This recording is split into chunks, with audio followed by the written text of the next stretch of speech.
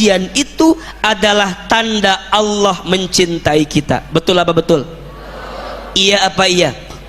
Maka mohon izin, mohon maaf, bersyukurlah kita yang hari ini masih disapa dengan ujian. Kenapa Ahilman? Karena ujian itu adalah kabar bahagia dari Allah Subhanahu. Apa kabar bahagianya? Setidaknya ada 4 kabar bahagia dari Allah untuk yang sedang diuji.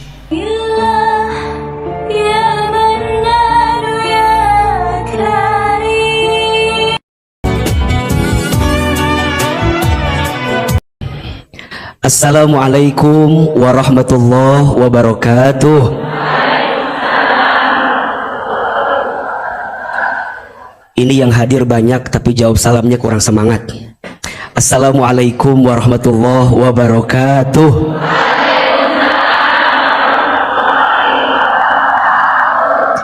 Bersyukur kepada Allah dengan mengucapkan kalimat Alhamdulillah. Bersyahadat kepada Allah dan Rasulnya dengan mengucapkan kalimat Asyhadu an la ilaha illallah wa asyhadu anna Muhammadar Rasulullah. Bersalawat kepada Rasulullah sallallahu alaihi wasallam dengan mengucapkan kalimat Allahumma salli ala sayyidina Muhammad sallallahu alaihi wasallam wa ala alihi wa ashabihi ajma'in. Amma ba'du. Baik, Bunda Teteh sayang, hari ini kita akan ngaji, apa judul kajiannya? Ciri kehidupan dunia itu, catat ini. Ciri kehidupan dunia itu salah satunya Allah berikan selama di dunia namanya ujian. Tuh 2 3 ujian. Apa namanya? Ujian. Masalah. Bunda Teteh sayang, hidup ini tempatnya masalah.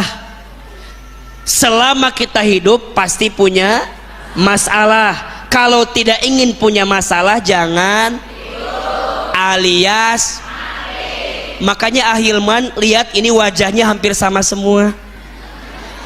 Kelihatan wajah banyak masalah kelihatan. Jangan tersinggung karena itu ciri orang yang hidup, betul? Kalau Bunda kelihatan punya masalah, ada masalah, berarti kita teh masih apa? Masih hidup. Jadi hidup mah pasti ketemu sama yang namanya apa? Ujian. Mana keterangannya? Salah satunya ada di surat Al-Mulk ayat 2. Surat apa? Al-Mulk ayat 2. Al-Mulk ayat 2. Allah Subhanahu wa taala berfirman, ba'da naqul a'udzubillahi minasyaitonir rajim. Alladzi khalaqal mauta wal hayata liyabluwakum ayyukum ahsanu amala wa huwal azizul Rohim apa Gofur? Rohim apa Gofur? Anu hiji Rohim, anu hiji Gofur. Rohim apa Gofur? Rohim. Rohim apa Gofur? Gofur. Wa huwal azizul Gofur. Tuh kan cek abg Gofur. Allah sampaikan kepada kita apa kata Allah? Dialah Allah yang menciptakan kematian dan kehidupan. Betul? Sebagai apa Ustadz? Sebagai ujian. Hidup ini tempatnya ujian sehat, ujian sakit, ujian kaya, ujian miskin, ujian punya suami yang soleh, punya suami yang kurang soleh, punya istri yang cantik, punya istri yang cerewet, punya istri yang banyak mintanya, punya istri yang belanja online terus, Punya istri yang banyak mintanya, punya istri yang cemberut terus. Ujian, kenapa Allah uji kita? Lihat kalimat selanjutnya, ayyukum ahsanu amala. Allah ingin lihat siapa yang paling baik amalnya. Betul apa betul? Iya apa iya? Punten. Kalau ada orang yang ikut ujian, hasilnya tidak lulus, kira-kira yang salah soalnya atau jawabannya? Yang keras, yang salah mana? Kalau ada orang yang ikut ujian, hasilnya tidak lulus, yang salah soal atau jawaban? Kalau ada kita yang dikasih masalah, yang salah masalahnya atau sikapnya? Betul? Tidak ada masalah dengan masalah. Yang jadi masalah sikap kita dalam menghadapi masalah. Status hari Rabu itu. Tidak ada masalah dengan masalah. Yang sering jadi masalah sikap kita dalam menghadapi masalah. Bahkan kata Ahilman, masalah itu singkatan masalah masa mengenal Allah. Status hari Kamis, masalah masa mengenal Allah. Bunda teteh sayang, jujur, kalau dikasih masalah kita ngerasa nggak tambah dekat sama Allah? Betul? Kalau lagi dikasih ujian, merasa nggak kita pengen tambah taat ke Allah? Berarti kalau dengan ujian menjadikan kita makin dekat dengan Allah. Wa huwal azizul ghafur, dialah Allah yang maha bijaksana dan maha pengampun. Berarti di saat yang bersamaan ujian itu adalah tanda Allah mencintai kita. Betul apa betul? Iya apa iya? Maka mohon izin, mohon maaf, bersyukurlah kita yang hari ini masih disapa dengan ujian. Kenapa Ahilman?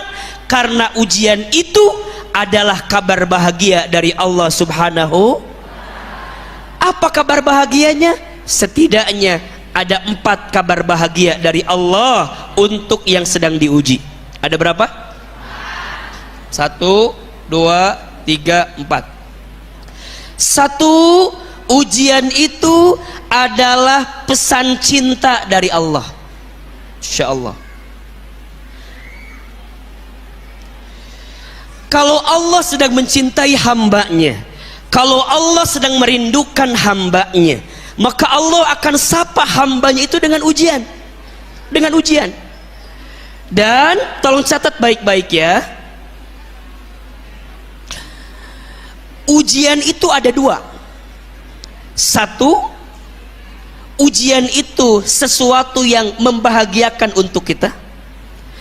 2, ujian itu sesuatu yang tidak baik untuk kita, yang gak kita suka, itu juga ujian. Mana keterangannya AA?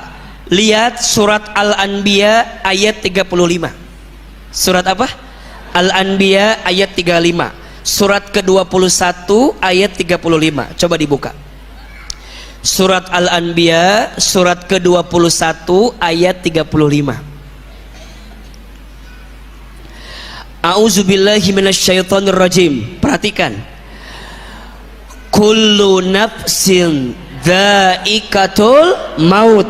Setiap yang bernafas, yang berjiwa pasti akan mati. Selama dia hidup, maka dia akan mengalami apa? Wa nablukum bisyarri wal khairi fitnah. Ada ayatnya. Dan kami, kata Allah, akan menimpakan kepada kamu sekalian apa? Bisyarri, sesuatu yang tidak enak, sesuatu yang buruk, wal khairi, dan sesuatu yang enak atau sesuatu yang baik. Sebagai apa Ahilman? Fitnah, sebagai ujian. Insya Allah. Jadi ujian itu tidak serta-merta yang gak enak aja. Boleh jadi yang enak juga adalah ujian. Apa ujiannya? Kalau dikasih yang enak, berarti ujiannya adalah ujian syukur. Kalau dikasih yang tidak enak, berarti ujiannya ujian sabar. Betul? Kalau dikasih yang enak, berarti ujiannya ujian syukur. Kalau dikasih yang gak enak, ujiannya ujian sabar. Pertanyaannya, Bunda lebih senang diuji sama yang enak atau sama yang gak enak? Senengnya mah dikasih yang enak. Padahal biasanya kalau naik kelas itu makin tinggi tingkatannya, ujiannya makin enak makin gak enak. Ulangi, AA, S3, S2, S1. Ujian S3, S2, S1 sama atau beda? Makin jadi doktor, ujiannya berat atau tidak? Tapi gelarnya doktor, Masya Allah. S2 2 kali, ujiannya juga berat juga. Berarti makin kita diuji, kalau ujian yang gak enak, berarti sebentar lagi akan ada kebahagiaan. Betul? Nah, pertanyaannya, AA, apa kabar bahagianya? Satu, ternyata ujian itu pesan cintanya siapa? Allah. Maka perhatikan surat Al-Ankabut ayat 2. Surat apa? Al-Ankabut ayat 2. Allah sampaikan, apakah kamu mengira telah beriman kepada Allah sedangkan kamu belum diuji? Betul? Sok Nabi Muhammad itu sallallahu alaihi wasallam diuji atau tidak? Ujiannya dikit apa banyak? Kecil apa besar? Oke, dibanding dengan ujian kita, lebih besar ujian baginda Nabi atau ujian kita? Ujian kita mah Bunda sayang, Teteh sayang, gak ada seujung kukunya daripada ujian Nabi Muhammad sallallahu alaihi wasallam. Betul? Maka mohon izin, mohon maaf, siapapun yang hari ini sedang diuji, sambutlah ujian itu sebagai pesan cintanya siapa? Allah kepada kita. Berarti Allah sedang merindukan kita. Yang kedua, AA, apa kabar bahagia yang Allah berikan untuk yang sedang diuji? Yang sedang diuji itu Allah berikan kabar bahagia. Apa? Dijanjikan surga dalam hidupnya. Ya Allah, Ustadz, kenapa yang diuji dijanjikan surga? Iya, karena saat dia diuji, dia sabar menghadapinya. Dan Allah sampaikan, nanti di surga akan ada malaikat yang menyambut dengan kalimat apa? Salamun alaikum bima sabartum fa ni'ma uqbaddar. Salam, selamat untukmu yang sabar. Bagaimana kita bisa sabar kalau diuji ketika di dunia kita tidak mau? Betul? Bukankah orang kelihatan sabarnya kalau diuji? Bukankah orang kelihatan kualitas sabarnya kalau dia mendapatkan ujian? Maka makin berat ujiannya, makin besar sabarnya, makin besar potensi surga dalam hidupnya. Ulangi, makin berat ujiannya, makin besar sabarnya, makin besar potensi surga yang Allah siapkan untuknya.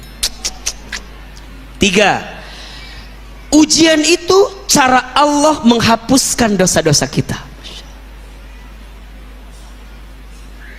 Dihapus. Yang hadir di sini dosanya dikit apa banyak? Banyak aja, banyak banget. Coba, siapa di sini yang paling banyak dosanya? Jawab atuh ece, saya gitu. Siapa yang paling banyak dosanya? Siapa yang paling banyak maksiatnya? Siapa yang sering banyak kehilafannya? Punten, mohon izin ya, kita teh dihormati dan dimuliakan 2 alasannya. 1, karena Allah kasih casing sama kita. Betul? Jadi kelihatan ini kaya, ini keren, ini pinter, ini populer. Casing. Dan yang kedua, karena Allah nutupin aib-aib kita saja. Setuju?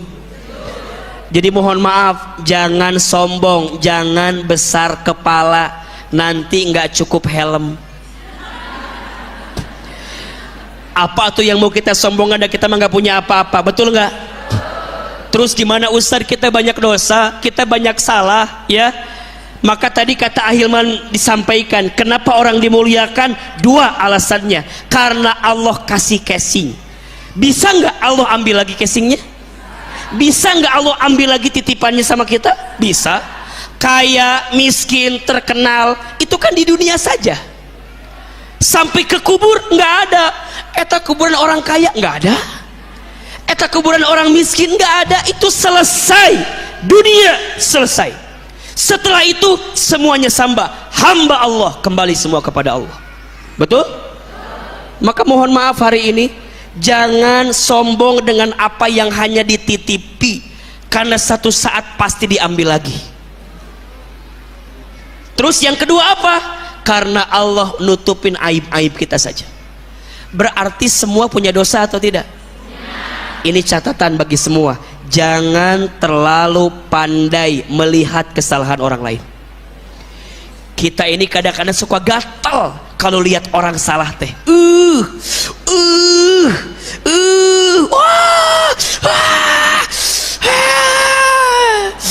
Kamu nanya kan ujungnya itu nanti liur kamunya. Susah, kenapa? Karena sibuk dengan dunia.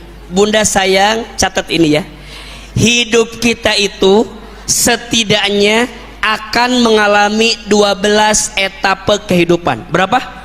12. Lihat ini.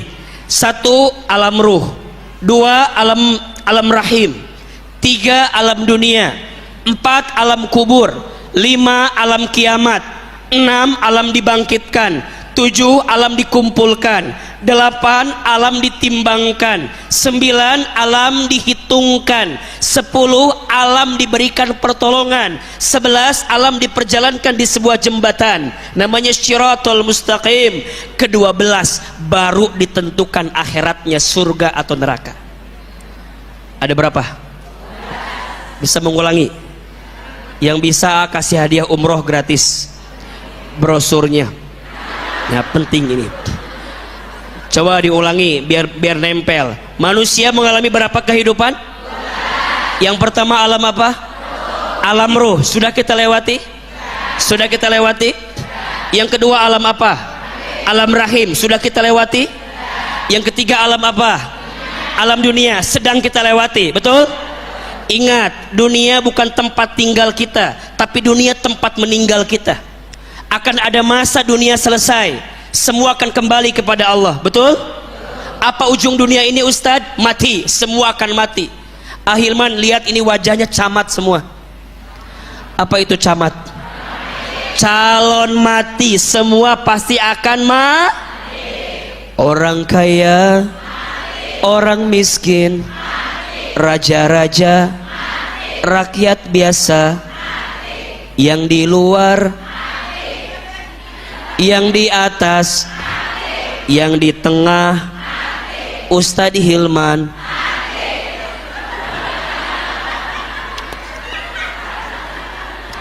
Aa kan masih muda, masih panjang umurnya. Kata siapa? Sekarang yang masih muda udah mati ada atau tidak? Dikit apa banyak? Bahkan menurut penelitian, yang masih muda itu potensi matinya lebih banyak dibanding orang tua. Sok buktikan. Aa belum pernah dengar ada nenek kakek mati trek-trekan motor. Asa nggak ada gitu. Yang trek-trekan motor mati biasanya siapa? Anak muda. Betul? Aa belum pernah dengar ada seorang nenek loncat dari apartemen tertinggi karena diputusin kakeknya. Asa nggak ada. Asa nggak ada yang begitu. Yang begitu biasanya siapa? Anak muda. Betul? Nenek kakek meninggal oplosan minuman keras. Asa nggak ada yang begitu mah. Yang begitu mati biasanya siapa? Anak muda. Betul? Maka mohon izin, mohon maaf, mati mah nggak ada yang tahu. Bisa jadi ibu-ibu duluan, Ahilman belakangan, bisa. Atau dibalik, Ahilman belakangan, ibu-ibu duluannya. Ustadz, bisa jadi tua bisa muda, bisa jadi yang tua duluan, yang muda belakangan, bisa, atau yang muda belakangan, yang tua duluan. Jadi yang duluan siapa? Ustadz we. Jadi dunia mah nggak lama, nanti masuk alam kubur, betul? Alam kubur akan kita datangi, alam kubur nanti alam kiamat akan terjadi, alam dibangkitkan, alam dikumpulkan, alam ditimbangkan, alam dihitungkan, alam diberikan hisab oleh Allah Subhanahu wa ta'ala, sampai kita berjalan di sebuah jembatan baru surga dan nerakanya. Bukankah tujuan kita bukan dunia? Tujuan kita adalah surganya Allah, betul? Maka mohon izin, mohon maaf, berarti kalau dikasih ujian di dunia karena Allah ingin mengingatkan kita, boleh jadi ada dosa yang pernah kita lakukan. Betul? Iya. Maka bunda sayang, sok ya yang ngerasa bahwa kenapa ya ujian aku tuh ini banyak banget. Nggak apa-apa, udah boleh jadi Allah sedang menghapuskan dosa-dosa kita. Dan ternyata orang yang selama di dunia ujiannya banyak dan dia ridho dengan ujian itu, maka saat dia kembali kepada Allah hisabnya diringankan. Kenapa? Karena ujiannya Allah dahulukan ketika hidup di dunia. Pertanyaannya, bunda nerima itu atau tidak? Dan yang keempat, kenapa Allah berikan ujian? Apa kabar bahagianya? Allah ingin naikkan derajat kita. Masya Allah. Ada berapa kabar bahagianya? Ada berapa? Untuk yang sedang diuji, catat baik-baik kabar bahagia dari Allah ini. Yang pertama, orang yang sedang diuji itu sedang dicintai oleh siapa? Allah. Yang kedua, orang yang sedang diuji itu berarti orang yang sedang dijanjikan surga oleh siapa? Allah. Yang ketiga, orang yang sedang diuji itu berarti orang yang sedang dihapuskan dosa-dosanya oleh siapa? Allah. Dan yang keempat, orang yang sedang diuji itu adalah orang yang sedang ditingkatkan derajat hidupnya oleh siapa? Allah. Maka bunda sayang ya, kembali kepada poin yang tadi. Bunda yang sedang diuji, mau nggak dapat 4 hal ini? Mau atau tidak? Jawabannya tergantung sikap kita ketika menghadapi ujian itu. Sama kayak tadi Ahilman bilang, kalau ada orang yang ikut ujian kemudian gagal ujiannya, yang salah soal atau jawaban? Jawaban. Kalau ada orang yang dikasih masalah dalam hidupnya, dikasih ujian dalam hidupnya, maka yang harus dipastikan bukan hanya ujiannya tapi juga sikapnya. Pertanyaannya, emang orang itu sikapnya macam-macam ketika diuji? Macam-macam.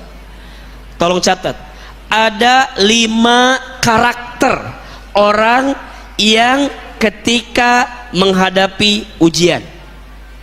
Ada berapa? 5. Yang pertama, ada orang kerdil, sibuknya membesarkan masalah. Apa yang pertama? Orang kerdil, orang kecil, sibuknya membesarkan masalah. Masalahnya kecil tapi dibesar-besarkan. Jadi besar atau tidak? Hati-hati. Padahal biasa aja tapi ngerasa paling gede masalahnya. Yang bikin gede itu bukan masalah, hanya cara pandangmu dengan masalah itu. Yang kedua, ada orang bodoh, sibuknya mengeluh dengan masalah. Ibu, teteh sayang, mengeluh itu tidak akan menyelesaikan masalah. Yang ada mengeluh jadi tambah masalah. Setuju? Yang pertama tadi orang apa? Orang kerdil, sibuknya apa? Membesarkan masalah. Masalah kecil dibesar-besarkan. Yang kedua orang apa? Orang bodoh, sibuknya apa? Mengeluh dengan masalah. Kenapa disebut orang bodoh? Dia lupa ada janji Allah untuk yang diuji. Betul nggak? Ada pesan bahagia dari Allah. Kenapa dia nggak mau? Malah kemudian dia mengeluh. Mengeluh dengan masalah. Yang ketiga, orang biasa sibuknya membicarakan masalah. Ibu punya teman yang kalau ketemu dia ngomongin masalah, kira-kira kita kebawa masalah apa enggak? Ibu berteman sama orang yang kalau ketemu temen masalah terus liar teh ka urangna, liar nggak ke kitanya? Lihat wajah dia temen masalah terus. Awal bulan ngomongin SPP anak sekolah, tengah bulan cicilan motor, tengah bulan lagi cicilan rumahnya, akhir bulan ngomongin suaminya. Ya Allah, aku teh ketemu kamu biar tenang, kenapa jadi tambah rudet gini?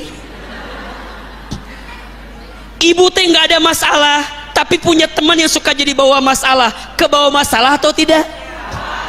Ibu teh dengerin masalah dia, ibu sampai ke rumah cerita sama suami kita, ayah apa teman bunda siapa? Ceida.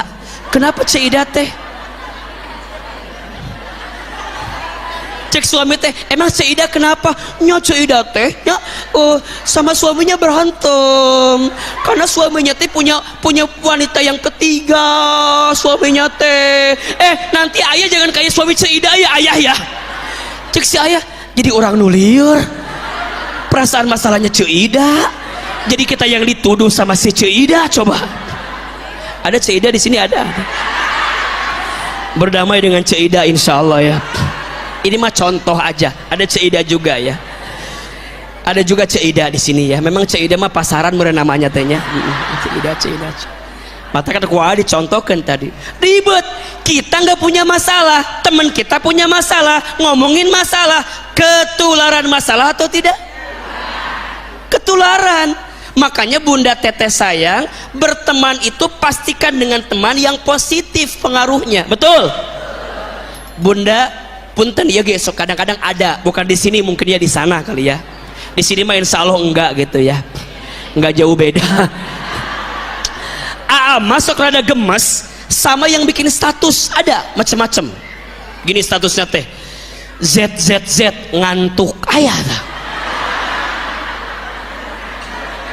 Bunda lagi taklim, dia lagi taklim kia, ada status ZZZ ngantuk. Kita kebawa ngantuk nggak? Ngaruh kan ke kita kan? Ada lagi yang begini, statusnya teh warna hitam, terus ada tulisan di bawahnya, buat yang ngerti aja. Maksudnya apa? Itu status macam apa? Coba. Di sini ada yang begitu apa enggak? Ada yang begitu apa enggak? Yang mana orangnya? Ya Allah meniriweh. Coba.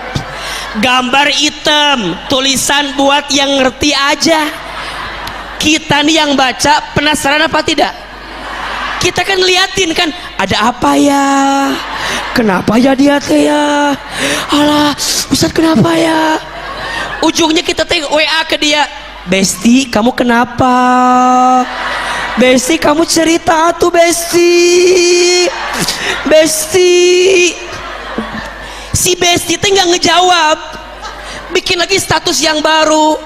Makasih udah pengertian sama aku. Maksudnya apa? Saya teh pengen tahu masalahnya apa. Kenapa dibikin status yang lagi? Liar teka kitanya. Pusing nggak? Ibu pernah nggak ada status begini? Hari Sabtu, gini statusnya teh. At home alone. Di rumah aja sendiri. Maksudnya apa? Mau diajak healing? Pengen jalan-jalan? Kita teh jadi nggak nikmatin jalan-jalan. At home alone jadi riweuh sorangan. Kita nggak punya masalah jadi kebawa masalah, betul tidak? Ibu, Ustaz juga suka anehnya, punten. Kenapa bunda teh sayang kalau taklim, kenapa duduknya harus sama orang yang dikenal di sampingnya? Kenapa? Kenapa harus begitu? Ama pernahnya, mohon izin, ini mah fenomena, nggak tahu di sini sama atau enggak gitu ya. Kita teh janjian sama teman kita, Besti, itu hari Kamis di An-Nabawi ada Ustadz Hilman. Yang mana? Ini yang di TikTok teh. Aku mah favorit dia mah. Favorit aku mah sama dia teh. Udah mah lembut suaranya. Aku mah favorit banget sama dia teh. Terus kayak gitu nggak sih? Terus ibu teh bilang, Besti, nanti kita ngaji ke sana yuk. Nah, singkat cerita hari Kamis si Besti teh telat. Bunda duluan. Makin kesini jamaah makin banyak kan? Kieu Bunda teh. Bunda di sini duduk set, di sini pakai tas.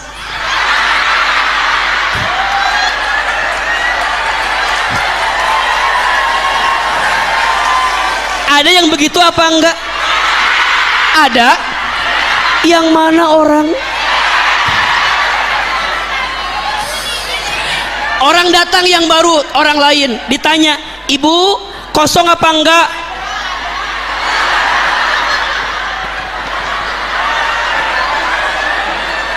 Ada yang nanya lagi, ibu kosong.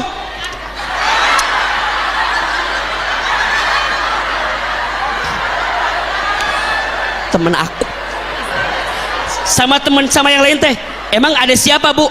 Ada temen aku. Sok saya mau tanya, apa coba itu maksudnya apa? Buat apa? Justru taklim itu kan biar kenal sama orang lain, betul apa enggak? Betul enggak? Ternyata setelah Ahilman survei, ternyata memang si Besti mah duduknya teh barengan biar ada yang diomongin. Betul apa enggak? Kita teh nanya, Ece, Ari kamu kenapa sama dia terus? Aa, sama si Ece eta mah ada we gosip teh, seru. Ada aja yang diomonginnya teh. Sok, ibu, kalau kita duduk sama yang nggak dikenal pasti kita khusyuk. Tapi kalau sama yang kenal, ibu lagi khusyuk, tiba-tiba dia ngebisikin, Besti, Besti, Besti, Besti. Bu nanti lagi khusyuk, lagi nulis, lagi merhatiin Ahilman ya. Kata si Besti, Besti, naon sih naon? Kesel kita teh atuh dah. Apa? Kata si Besti, lihat, lihat, lihat. Apa? Baris 2, jarum jam 5. Baris 2 jarum jam 5. Ditanya ku si Besti teh, emang kenapa? Lihat jilbabnya kembang-kembang. Emang kenapa, masalahnya apa? Kata si Besti teh, tahu nggak itu teh taplak meja. Aku juga tahu itu teh. Kemarin lagi diskon 11-11 di Shopee, ada yang kayak begitu, taplak meja. Aku juga lihat kayak gitu. Abis ngomongin yang lain, ngomongin yang dicari we, temennya teh ini emang suka begitu, nyari masalah we gitu. Lihat yang lain, ketemu, Ece, apa? Lihat baris 5 jarum jam 9. Kenapa emangnya? Bulu matanya, reka mana atuh meni gaya banget coba. Dia teh nggak nyadar, yang diomongin begitu dia juga begitu. Udah beresin ngomong jamaah, beres jamaah ke Ustad, Besti, ini Ustad Hilman ya, aslinya lebih kasep, masya Allah. Aku mah mau punya suami kayak gitu teh, mau aku mah.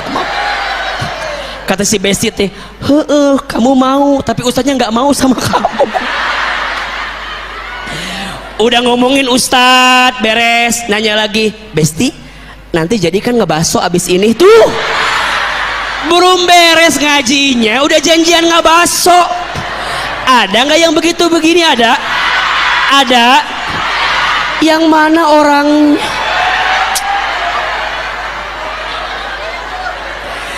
Berarti punten ada orang biasa sibuknya apa? Membicarakan masalah. Makanya kalau berteman jangan sama yang teman bermasalah. Pasti kabawa masalah, betul? Ulangi, karakter orang ketika menghadapi masalah. Satu, orang apa? Orang kerdil, sibuknya apa? Membesarkan masalah. 2, orang bodoh, sibuknya apa? Mengeluh dengan masalah. 3, orang biasa, sibuknya apa? Membicarakan masalah. 4, Orang besar sibuknya mengatasi masalah. Orang besar mah sibuknya apa? Mengatasi. Pokoknya solusi, solusi, solusi. Padahal tidak semua masalah butuh solusi. Ibu, kalau ada teman yang lagi cerita masalah, jangan diceramahin.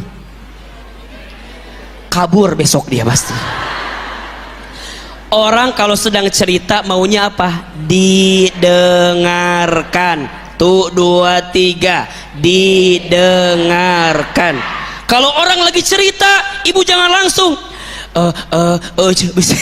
lagi besti. Aku mau cerita. Apa? Aku tuh lagi diuji banget sama suami aku. Langsung ibu bilang gini, dengerin ya. Allah Subhanahu wa ta'ala berfirman, eta si besti lagi cerita, baru sekalimat langsung ibu ceramahin, ujungnya ibu berantem sama dia. Kamu nggak pernah peka sama aku teh. Aku tuh lagi cerita. Iya tapi kamu dengerin aku dengerin. Dia lagi terluka, lagi tersakiti. Karena menurut pengalaman Ahilman, banyak perempuan itu kalau udah cerita, dia hanya butuh cerita. Karena kadang-kadang jawabannya dia jawab sendiri. Cerita sendiri, jawab sendiri. Apa? Aku tuh lagi diuji sama suami aku tuh nggak nyangka banget begini. Kan aku tuh harusnya lebih sabar ya ayah. Aku tuh harus lebih ridho ya ayah ya. Lebih bersyukur sama Allah ya. Kata saya, nanya seorang, jawab sendiri.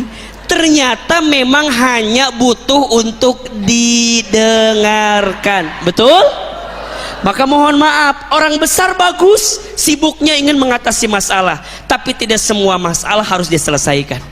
Apa yang kita butuhkan? Nomor 5. Siapa? Orang beriman sibuknya naik derajat dengan masalah. Siapa yang kelima? Orang beriman sibuknya naik derajat karena masalah. Ibu, yang paling penting dari masalah bukan hanya solusinya, tapi yang paling penting hikmah di balik masalah itu. Apa pelajarannya? Apa hikmahnya? Apa ini ilmu yang Allah mau kasih ke saya dengan masalah yang dikasih ini? Betul? Ibu kira-kira masuk kategori yang mana? Nomor 1, 2, 3, 4 atau 5? Maunya masuk yang mana? Maunya masuk yang mana?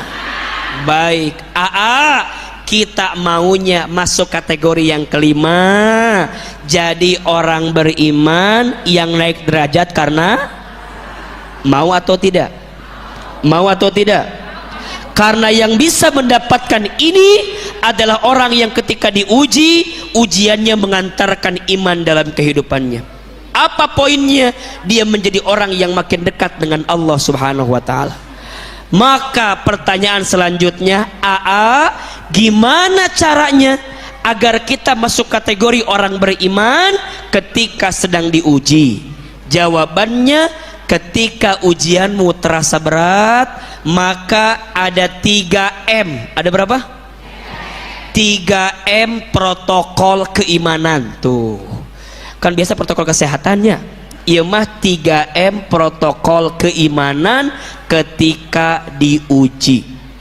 M yang pertama, sikapnya adalah menerima. Tuh, 2, 3, menerima.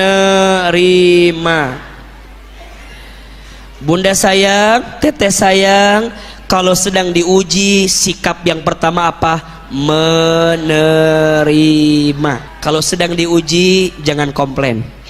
Kalau sedang diuji, jangan nyalahin keadaan. Ya Allah, kenapa saya diuji? Ya Allah, kenapa harus saya? Makin ibu komplain, ujiannya ada atau tidak? Datang atau tidak? Datang, udah ada. Buat apa kita komplain sesuatu yang sudah ada? Terus gimana tuh Ustaz? Ridho, nerima apa yang Allah beri. Kenapa? Karena Allah tidak akan mungkin memberi sesuatu yang tidak baik untuk kita. Maka pertanyaannya, gimana biar kita bisa ridho menerima? Tolong catat, ada 3 ayat yang harus Bunda tadaburi agar bisa punya sikap menerima. Ada berapa tadi? Setidaknya ya. Yang pertama, kalau kita mau belajar menerima, nanti dibuka surat Al-Baqarah ayat 216. Surat apa? Al-Baqarah ayat 216.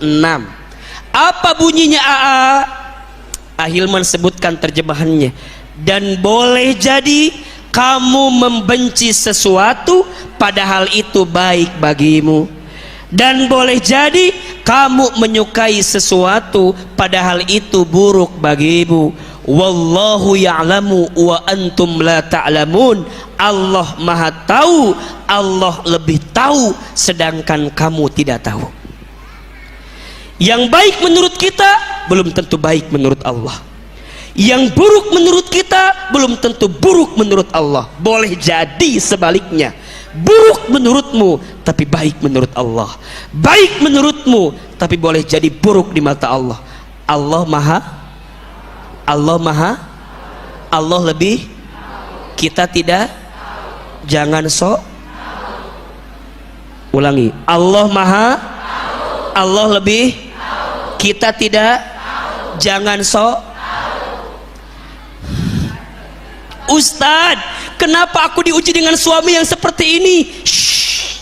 Boleh jadi pintu surgamu terbuka nanti karena engkau sabar menerima suami yang seperti ini di dunia ini. Terus gimana? Ibu nih kadang-kadang kalau ada masalah suka mintanya sama manusia, capek. Ayah teh berubah tuh. Aku teh udah nggak kuat sama ayah teh. Aku teh pengen ayah lebih soleh, lebih berubah, lebih baik. Kira-kira suami ibu berubah atau tidak? Kata suami ibu, "Ari kamu ngomong naon? Kamu teh ngomong apa?" Makin kita makin amburadul. Terus gimana tuh Ustadz? Shh. Bilang sama Allah, "Ya Allah, itu suamiku, makhlukmu ya Allah. Lembutkan hatinya. Kalau nggak lembut, cabut usianya." Pusing ya Allah, saya juga lihatnya ya. Jangan begitu atau doanya kumaha sih. Jangan begitu doanya ya.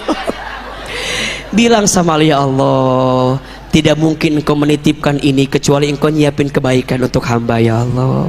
Betul? Kan rumah tangga tuh semuanya nggak mulus-mulus aja, betul nggak Bu? Rumah tangga itu rumit. Kalau sederhana rumah makan. Rumah tangga itu rumit. Kalau sederhana status hari Jumat cocok dah itu. Jadi gimana Ustadz? Kan rumah tangga emang begitu, betul? Ada yang suaminya soleh, istrinya tidak soleh, ada tidak? Siapa contohnya? Nabi Nuh. Nabi Nuhnya soleh, siapa istrinya? Ibu Nuh. Meneliur atau sahanya nges betereh Ibu Nuh weh. Nabi Nuhnya soleh, Ibu Nuhnya tidak soleh. Nabi Lut soleh, istrinya siapa? Celut. Ibu Lut tidak soleh. Ada yang kedua, suaminya tidak soleh, istrinya soleh, ada tidak? Keluarga siapa? Firaun, siapa istrinya? Ibu Aun weh. Asiyah. Firaunnya tidak soleh, Asiyahnya soleh, betul? Ibu namanya siapa? Asiyah. Ibu istri Firaun berarti? Bukan temannya. Yang ketiga, ada yang suaminya tidak soleh, istrinya tidak soleh, ada tidak? Siapa? Abu Lahab, siapa istrinya? Ummu Lahab. Istrinya teh Ummu Jamil. Ibu Lahab, Ummu Lahab, namanya Ummu Jamil. Siapa namanya? Abu Lahabnya tidak soleh, Ummu Jamilnya tidak soleh. Ada yang keempat, suaminya soleh, istrinya soleh. Ada tidak? Keluarga siapa? Nabi Muhammad SAW, Nabi Ibrahim alaihissalam. Betul? Sok, kalau ibu punya suami mau kayak Nabi Nuh, Fir'aun, Abu Lahab, apa Nabi Ibrahim? Caknya Nabi Ibrahim. Nabi Ibrahim teh istrinya 2, Siti Sarah sama Siti Hajar. Udah nggak bisa digolong, nggak, udah itu ibu udah milih itu tadi, udah milih itu, udah milih itu. Jadi Ustadz, hidup ini bukan tentang apa yang kita mau, tapi hidup ini tentang apa yang Allah mau. Betul? Kita punya kehendak, Allah punya kehendak.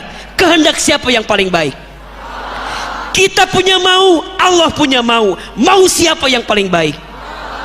Untuk apa kita mau tapi Allah nggak mau dengan kita? Udah, sikap yang pertama apa? Menerima. Yang kedua ayatnya apa Ustadz? Al-Baqarah 286. Surat apa? Al-Baqarah 286. Apa bunyinya? La yukallifullahu nafsan illa wus'aha. Allah tidak akan memberikan beban kepada kita melebihi batas kemampuan kita. Berarti kalau hari ini ada yang merasa diuji, kenapa aku yang diuji? Karena Allah tahu kamu yang kuat menerima ujian itu. Kenapa enggak yang lain? Yang lain mah enggak kuat. Kenapa? Aku tuh dulu berharap suami aku tuh kayak Ahilman begini,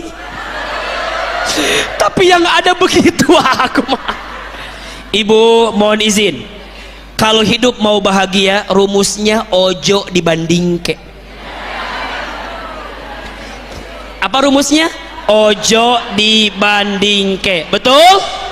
Jangan membandingkan hidupmu dengan hidup siapa? Orang lain.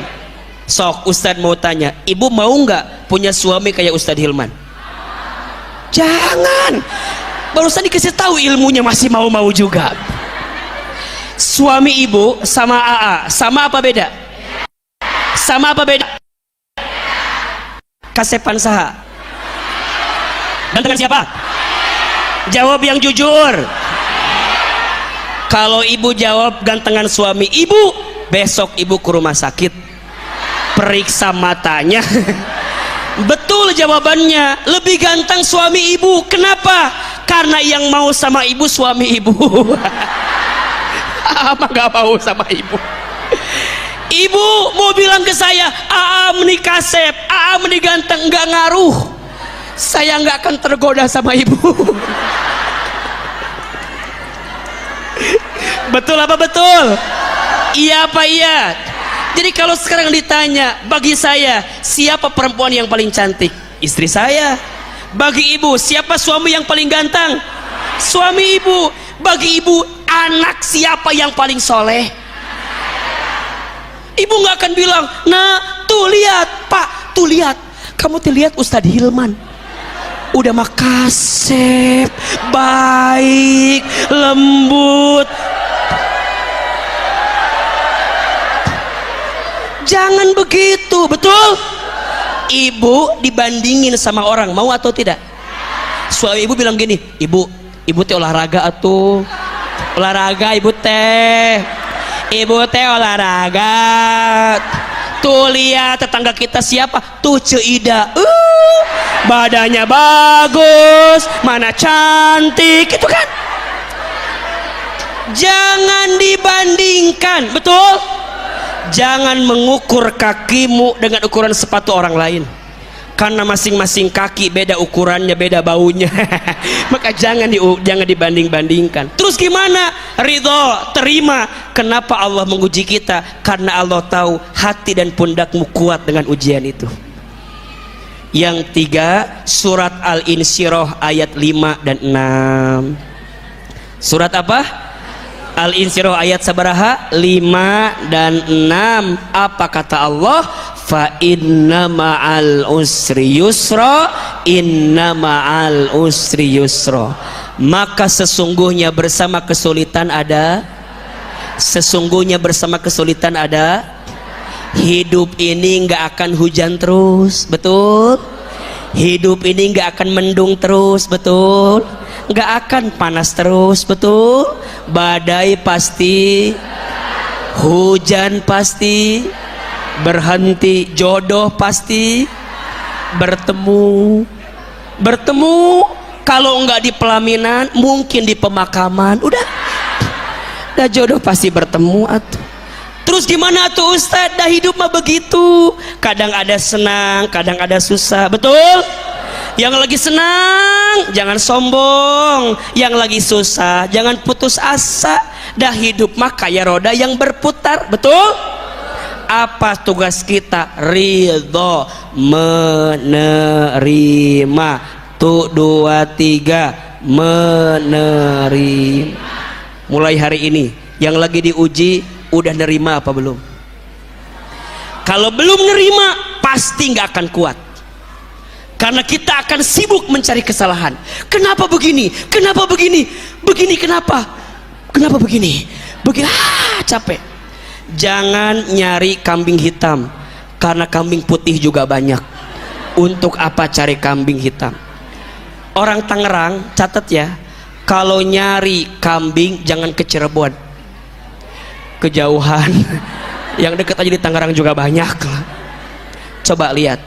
Maka nanti yang kedua, M-nya adalah menyadari.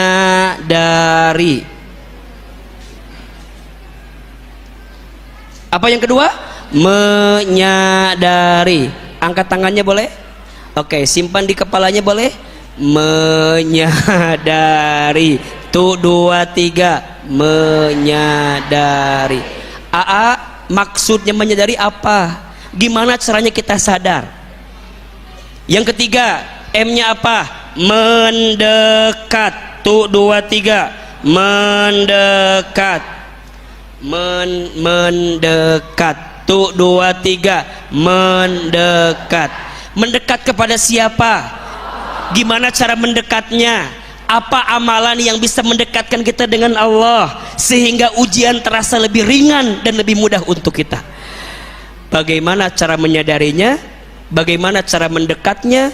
Ketika kita sedang diuji, insya Allah kita akan bahas di episode yang akan datang. Bertahan terluka itu boleh selama lukanya bisa disembuhkan. Tapi kalau lukanya nggak bisa disembuhkan, rasanya amputasi adalah pilihan terbaik untuk melangkah menemukan kebaikan dalam kehidupan kita.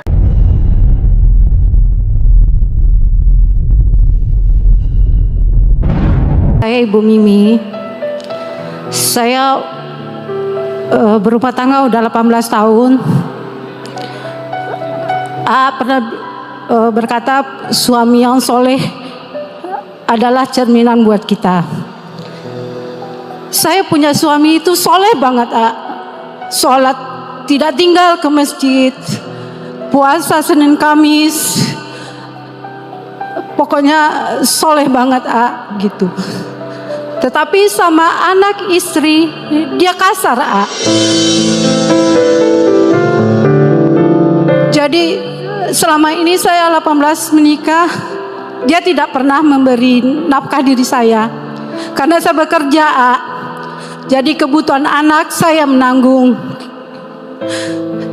Sampai suatu saat kalau berkelahi gitu, ribut selalu depan anak-anak. Saya bilang jangan depan anak-anak gitu. Saya takut trauma anak-anak gitu. Dan kata-katanya kasar sekali gitu. Sangat menyakitkan.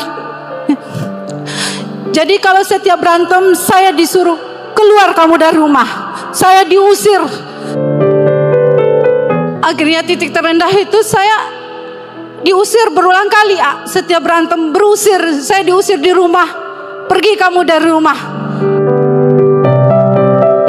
Apakah itu udah merupakan talak buat saya gitu. Setiap berantem saya diusir gitu. Akhirnya anak-anak saya udah menyerah. Ya udah mama, ayo kita pergi dari rumah. Tapi sekarang saya masih bertahan di rumah itu demi anak-anak gitu. Apakah dengan bertahan saya di situ, apakah saya berdosa masih tinggal di rumah gitu? membiarkan kezoliman terjadi dan kita bertahan dengan sesuatu yang menyakitkan kita, itu juga perbuatan yang salah. Bunda udah tahu itu menyakiti, udah tahu itu zolim sama kita, dan gak mau memperbaiki diri, gak mau bertobat, pergi. Bunda butuh bahagia dalam hidup, betul? Betul. Kecuali ada perubahan dalam hidupnya. Dan mohon maaf ya, siapakah orang yang paling baik dalam hidupnya? Orang yang paling baik akhlaknya. Akhlaknya kepada Allah, dia menjaga segala kewajibannya kepada Allah. Tapi mohon maaf, orang kalau hubungannya dengan Allah baik, pasti dia juga akan baik akhlaknya dengan makhluk ciptaan Allah.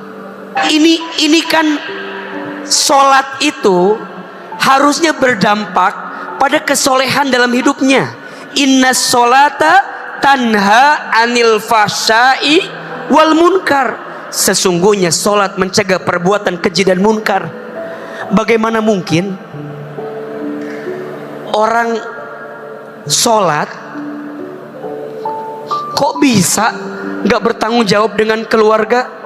Kok bisa KDRT sama istri? Kok bisa nyakitin anak-anak? Kok bisa gak ngasih nafkah? Boleh jadi, jangan salahkan sholatnya, salahkan dia barangkali tidak memahami arti sholat yang dia hadirkan. Coba kita bedah sedikit. Bunda ketika sholat, di akhirnya apa ucapan kita? Assalamualaikum. Assalamualaikum, betul? Assalamualaikum warahmatullahi wabarakatuh. Assalamualaikum warahmatullahi wabarakatuh. Kanan kiri, makna filosofinya apa? Setelah sholat kita harus jadi orang yang salam, menyelamatkan siapapun. Sama anak istri harus makin bikin selamat. Kok malah bikin kasar? Kok malah nyakitin? Izin ya, perbaiki hubunganmu dengan Allah. Benerin tuh, sholatnya benerin, puasanya benerin, baca Qurannya benerin. Kalau udah bener, pasti akhlaknya bener.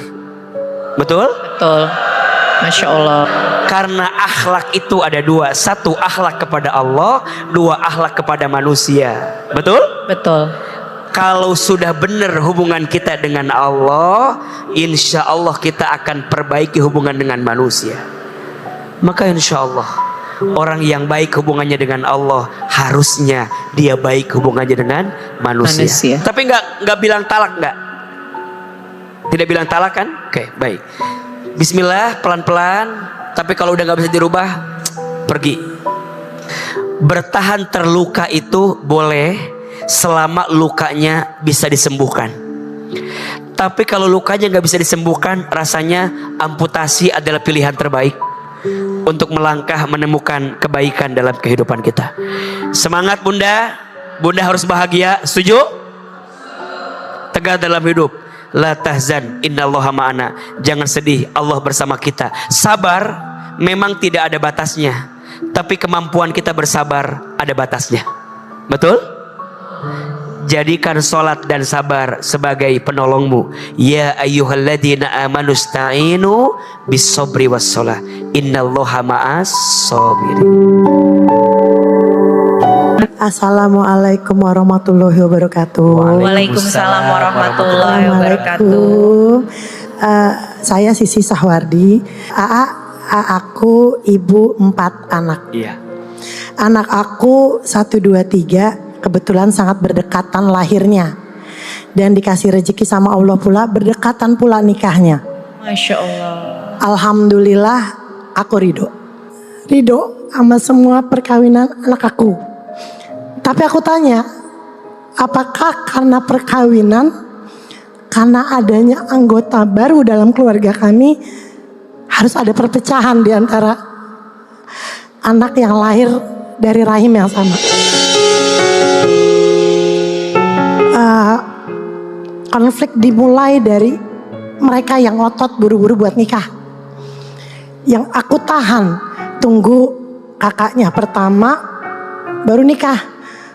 Yang kedua beda tahun, hanya beda jarak bulan. Yang ketiga beda bulan. Kalau orang negatif thinking malzahir batin, dipikir orang kan ini apa ya? Ini anaknya Teteh Sisi hamil semua atau gimana gitu kan? Padahal alhamdulillah qadarullah tidak terjadi apapun. Aku nahan untuk tolong nanti ya gantian gitu. Nah karena terburu-burunya menikah yang akhirnya membuat ada konflik ya, kita harus jujur ya, ada keuangan di dalamnya, psikologis, mental. Itu membuat banyak polemik. Akhirnya satu sama lain harusnya anggota baru itu kumpul, malah mereka ribut karena persoalan yang memang itu persoalan. Aku sebagai penengah di antara mereka, kebetulan aku sendiri ya, jadi udah pisah dengan papa mereka. Menengahkan mereka ini sedikit rada sulit. Satu sisi yang satu bilang aku bela yang satu, satu sisi bilang aku bela yang satu. Apa yang sebenarnya harus mereka lakukan langkah dalam rumah tangga, bersaudara dan kepada aku. Yang kedua, doa aku sepanjang masa buat anak aku tidak akan pernah berhenti, sesakit apapun ibu. Tapi tetap rasa kecewa itu akan selalu ada. Yang aku mohon, amalan apa yang aku bisa, tidak hanya di mulut keikhlasan aku, tapi juga ikhlas dalam hati, jiwa dan kehidupan aku. Bunda, ini nasihat rumah tangga khusus untuk setiap anak yang sudah menikah. Jangan sampai hubunganmu dengan orang tuamu menjadi bermasalah setelah engkau menikah. Menikah itu bukan berarti membuatmu berjarak dengan orang tuamu, bukan. Berumah tangga itu bukan berarti membuatmu tidak menyayangi orang tuamu lagi, jangan. Justru setelah menikah kita harus lebih sayang sama orang tua. Setelah menikah kita harus lebih perhatian sama orang tua.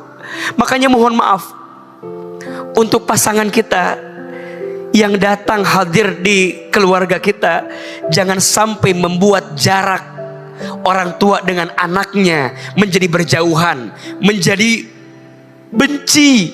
Bahkan mohon maaf, sering terjadi ya, mohon maaf, sering terjadi seorang istri kadang-kadang menghalangi suaminya untuk berbuat baik sama ibunya. Jangan.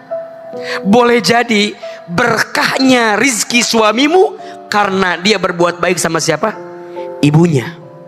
Begitu sebaliknya, para suami, kalau istrimu masih punya orang tua, sayangi orang tuanya sebagaimana engkau menyayangi orang tua kandungmu. Setelah menikah itu nggak ada bahasa ini orang tuaku, itu orang tuamu, tidak. Setelah menikah, menyatukan dua keluarga menjadi satu kebaikan yang di dalamnya Allah curahkan rahmat dan keberkahan. Kalau boleh saya minta ya, jika seandainya orang tua saya masih ada, saya akan minta beliau tinggal di rumah saya. Saya akan minta beliau untuk hadir bersama saya. Artinya, untuk kita yang masih punya orang tua, pegang erat-erat, jaga baik-baik. Jangan sampai seorang ibu merasa kehilangan ketika anaknya sudah menikah. Kok jadi jauh ya, kok jadi berjarak ya, kok jadi beda ya, sikap anak saya. Jangan. Justru setelah menikah, dia menemukan pasangannya, dia merasa bahwa anakku berubah lebih baik ya setelah punya pasangan yang baik. Anakku tambah sayang ya sama aku setelah dia punya pasangan yang baik. Itulah keberkahan. Dan kalau itu sudah terjadi, tunggu saatnya Allah akan berikan banyak kebahagiaan untuk kita. Tapi yang kedua, mohon maaf, orang tua, kalau anak sudah menikah, belajar ya, jangan terlalu ikut campur berlebihan terhadap apa yang dihadirkan oleh anak kita. Biarkan dia punya pilihan, biarkan dia juga punya pandangan, biarkan dia juga punya sikap. Tugas kita hanya mengarahkan saja, ngasih nasihat, ngasih masukan, cukup.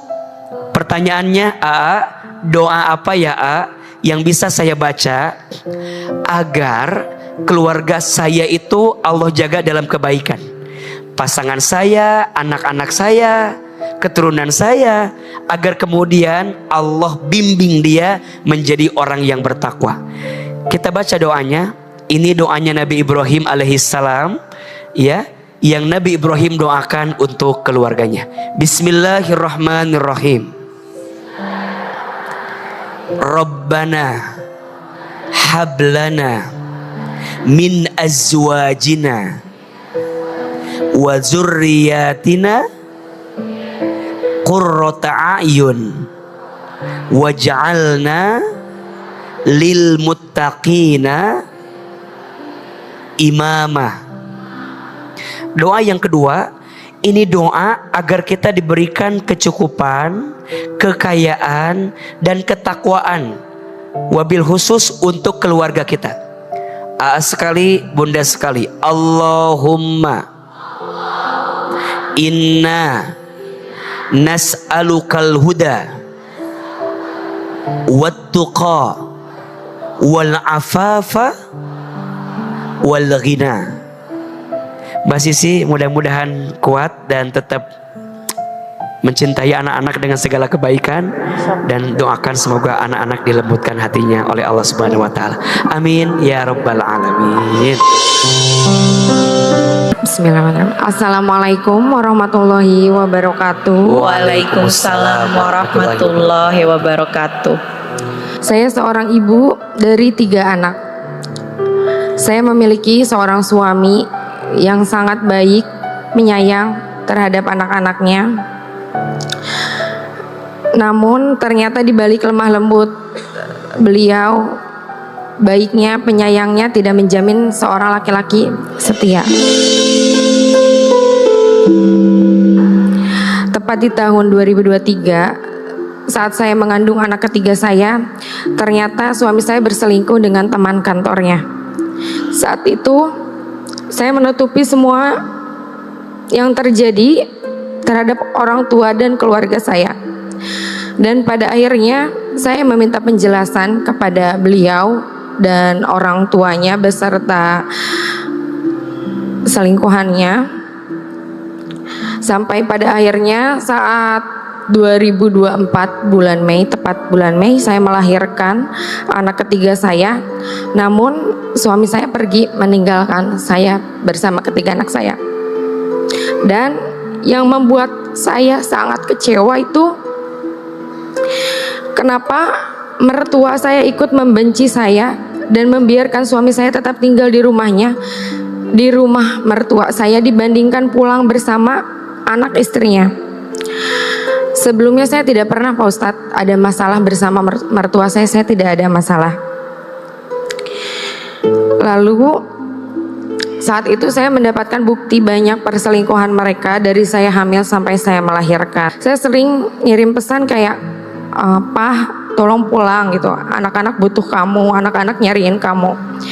Saya nggak pernah berhenti menghubungi beliau, walaupun saya mencoba untuk menghubungi mertua saya, namun saya selalu mendapatkan jawaban yang kurang baik.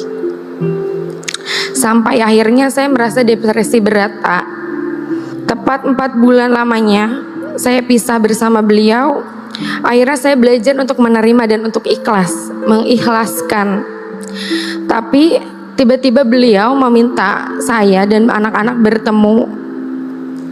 Saat itu beliau meminta maaf terhadap saya. Di saat saya ikhlas, dia tiba-tiba meminta maaf terhadap saya dan meminta untuk kembali hidup bersama saya. Akhirnya setelah saya memutuskan dan menurunkan ego saya menerima beliau kembali, Pak Ustadz. Sampai akhirnya beliau bertaubat, berusaha untuk memperbaiki dirinya dan menunjukkan bahwa beliau sungguh-sungguh ingin kembali bersama saya dan anak-anak. Dan setelah kita kembali bersama, bagaimana cara agar saya bisa tetap hidup tanpa rasa bersalah, karena saya sebagai istri tidak bisa menjaga marwah dan aib rumah tangga kami. Dan berdosakah saya kemarin sudah melawan mertua demi mempertahankan rumah tangga saya? Dan kenapa sebaik apapun menantu, ketika melakukan kesalahan akan terlihat buruk dan tidak akan hilang diingatan mertuanya? Dan jika ada istilah menantu durhaka terhadap mertuanya, tidak adakah istilah mertua yang zolim, Pak Ustadz, terhadap menantunya? Bunda, pertama, Ahilman ingin menyampaikan bahwa pasangan kita di rumah tangga itu adalah pakaian kita. Jadi apapun yang ada dalam diri pasangan kita, jaga baik-baik oleh kita. Termasuk mohon maaf, kalau pasangan kita punya kekurangan, cukuplah kita yang tahu dengan kekurangan itu. Kalaupun misalnya harus bercerita, berceritalah kepada orang yang memang punya kapasitas untuk mendengarkan cerita tersebut. Bahasa Al-Quran menyebutkan, bertanyalah kepada ahli zikir. Fas'alu ahli zikri in kuntum la ta'lamun. Bertanyalah, berceritalah kepada orang yang ahli ilmu, ahli zikir, yang dia punya kapasitas untuk menjawab atau memberikan pandangan. Maka izin Allah ya, kajian hati hadir, setidaknya kami jadi ruang bercerita bagi pemirsa, bagi jamaah. Mungkin Ahilman tidak bisa mendengar semua cerita, tapi setidaknya ada 1-2 jamaah yang punya cerita, dan ceritanya mungkin sama dengan kisah yang dialami oleh orang lain. Jadi inspirasi buat kebaikan kita, betul?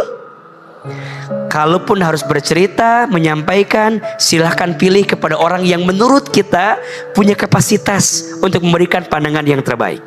Tapi secara umum, belajar untuk saling menjaga apapun yang ada di rumah tangga. Yang kedua, saya sudah pernah punya salah sama pasangan. Gimana caranya? Wa'at bi'is sayyi'ata bil hasanati tamhuha. Ikutkanlah kebaikan setelah keburukan. Niscaya kebaikanmu akan menutupi semua keburukanmu. Poinnya, teteh sayang, kalau kita udah pernah punya salah sama suami, sok sekarang mah ke depan lebih baik sama suami. Suami, kalau Anda pernah menyakiti hati istrimu, sok bismillah, minta maaf sama istri, ke depan lebih sayang sama istrimu. Jelas? Mungkin gak bisa menghilangkan lukanya, mungkin lukanya masih ada, tapi setidaknya ke depan akan ada kebaikan yang Allah siapkan setelah keburukan yang kita lewatkan. Jadi gimana? Jangan fokus dengan masa lalunya, tapi fokus dengan masa depannya. Yang dulunya pemarah harus pemurah. Yang dulunya suka berselingkuh, berkhianat, setia. Udah dikasih maaf loh, dikasih kesempatan lagi loh. Gak mudah maafin orang itu, betul gak? Yang dulunya pelit, lebih royal. Yang sulit ngasih, lebih senang berbagi. Ganti. Bunda sayang, yang dulu masih sering terbuka auratnya, sering mengumbar auratnya, ayo ke depan tutup auratnya, agar semua keburukan kita di masa lalu Allah tutupi dengan kebaikan kita di masa yang akan datang. Kita yang jarang sholat ke masjid, ayo ke masjid, agar menutupi semua kekurangan kita di masa lalu. Yang jarang ngaji, ayo ngaji. Yang ketiga, kalau ada menantu yang durhaka sama mertua, apakah ada mertua yang zolim sama menantu? Ada. Ketika kapan ketika mertua tidak bisa memperlakukan menantu dengan baik, zolim. Duhai untuk orang tua yang sudah punya menantu, sayangi menantumu sebagaimana engkau menyayangi siapa? Anakmu sendiri. Karena bagaimanapun setelah menikah berarti dia adalah orang yang mencintai anakmu, betul nggak? Bagaimana mungkin engkau minta menantumu mencintai anakmu sedangkan kamu tidak sayang sama menantumu? Maka menantu dan mertua bukan saingan. Menantu dan mertua jangan merasa berkompetisi. Jangan kemudian kamu pilih siapa? Istrimu atau ibumu? Istri dan ibu bukan untuk dibandingkan. Betul? Jangan pernah ada pertanyaan pilih ibumu atau istrimu. Jangan. Orang tua nanya begitu salah. Istri nanya begitu sama suami, sayang pilih mana? Aku atau ibumu? Salah. Istri dan ibu bukan untuk dibandingkan. Dua-duanya jalan keberkahan yang kalau kita berbuat baik kepadanya, maka Allah akan curahkan kebaikan untuk kita semua. Bahagiakan ibumu, maka Allah bahagiakan hidupmu. Sayangi istrimu, maka Allah akan sayangi hidupmu. Beruntunglah laki-laki yang masih punya ibu dan punya istri. Apalagi ditambah satu punya anak perempuan. Masya Allah. 3 perempuan yang doanya mustajab. 1 doa ibu untuk anaknya. 2 doa istri untuk suaminya. 3 doa anak perempuan untuk ayahnya. Kalau punya 3 perempuan itu, pegang erat-erat, jaga baik-baik, dan jangan pernah menyakiti hati perempuan. Hati perempuan itu seperti cermin. Cermin itu kalau sudah pecah, engkau bisa merangkai kembali pecahan cerminnya, tapi pantulan cahayanya tidak akan sama seperti sedia kala. Itulah hati perempuan. Kalau sudah tersakiti, mudah memaafkan, tak mudah melupakan. Betul? Sebaliknya, ibu juga, istri juga harus memuliakan siapa? Suami. Kenapa Ustadz? Karena seorang istri yang pandai memuliakan suaminya, maka Allah akan bahagiakan hidupnya. Teteh, semangat. Salam buat keluarga. Sekarang sudah balik lagi kan? Sudah kumpul lagi dengan suami. Sudah. Dengan mertua hubungan masih? Alhamdulillah sekarang sudah membaik. Sudah membaik ya, alhamdulillah. Assalamualaikum warahmatullahi wabarakatuh. Waalaikumsalam warahmatullahi wabarakatuh. Permisi Ustadz, Teh Deswita. Saya Amel dari Cimanggis. Saya memiliki teman dekat di mana kami telah menjalin hubungan selama 3 tahun kurang lebih. Saat ini kami berencana untuk melakukan hubungan yang lebih serius. Terkendala bagi orang tua yang tidak merestui hubungan kita. Alasannya karena pacar saya ini tidak memiliki pekerjaan dan penghasilan yang tetap.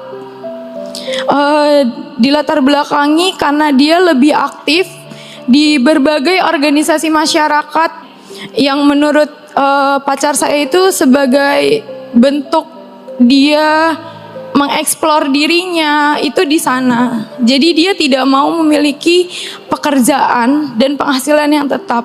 Tetapi kan kita mau menjalin hubungan yang lebih serius, dimana menurut saya itu bukan sebagai sebuah penghalang. Yang saya lihat, saya mampu untuk berdiri dengan kemampuan saya sendiri saat ini dengan penghasilan yang alhamdulillah lumayan untuk kehidupan saya menurut diri saya. Tetapi orang tua tetap tidak menyetujui. Saya izin minta arahan. Saya juga nggak mau untuk berdurhaka gitu sama orang tua, tapi saya juga menyayangi pacar saya ini. Terima kasih. Terima kasih.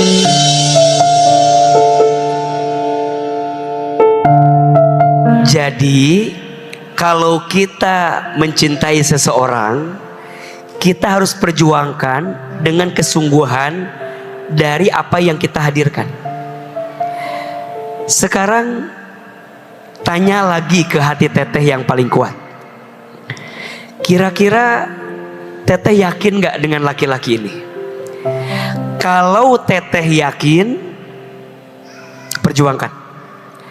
Dan kalau laki-laki ini juga mencintai kita, pasti dia juga akan berjuang. Saya yakin dengan laki-laki ini karena dia memang yakin sama keyakinan dirinya untuk sebuah organisasi yang dia lakuin sekarang itu berdampak baik untuknya. Pada bab ekonomi kita bisa berjuang bersama. Betul. Tapi yang menjadi masalah kan calon Teteh ini belum bisa meyakinkan orang tua Teteh dengan keadaan yang dia miliki. Berarti maksud Ahilman, kalau dia serius mencintai Teteh, dia juga harus meyakinkan orang tua Teteh bahwa saat anak perempuannya nikah sama saya, semua akan baik-baik saja. Betul? Betul. Karena saya percaya setiap orang tua pasti inginnya anaknya bahagia atau tidak? Bahagia. Pasti kok pelan-pelan, kalau ada perjuangan, kalau ada kesungguhan, pasti ada jalan. Betul? Man jadda wajada. Barang siapa yang bersungguh-sungguh, pasti dia akan mendapatkan. Pelan-pelan Teteh sama calon temuin orang tua, ngobrol baik-baik, ceritakan, sampaikan. Percayalah pasti ada kebaikan dari apa yang orang tua hadirkan untuk kita semua. Dan pesan Ahilman, jangan memaksa untuk melangkah sebelum kita mendapatkan restu yang terbaik dari orang tua. Tahan, pelan-pelan berjalan sampai ada waktu yang menjawab atas semua perasaan yang Allah hadirkan di hati kita. Itu pesan saya, mudah-mudahan bisa diterima. Assalamualaikum warahmatullahi wabarakatuh.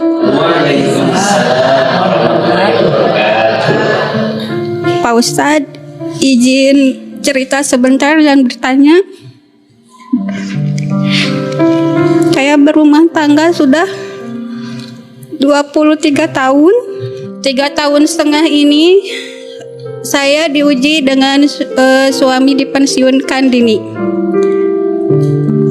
Sebelum itu rumah tangga baik-baik saja karena suami jarang ke rumah kedua orang tuanya. Selama 3 tahun setengah ini suami sering ke rumah orang tuanya. Saya juga tidak melarang Pak Ustadz. Saya tahu anak laki-laki itu milik ibu. Tapi si anak laki-laki ini tidak mengerti harus bagaimana terhadap anak dan istri. Apakah saya salah jika saya meminta hak saya nafkah gitu?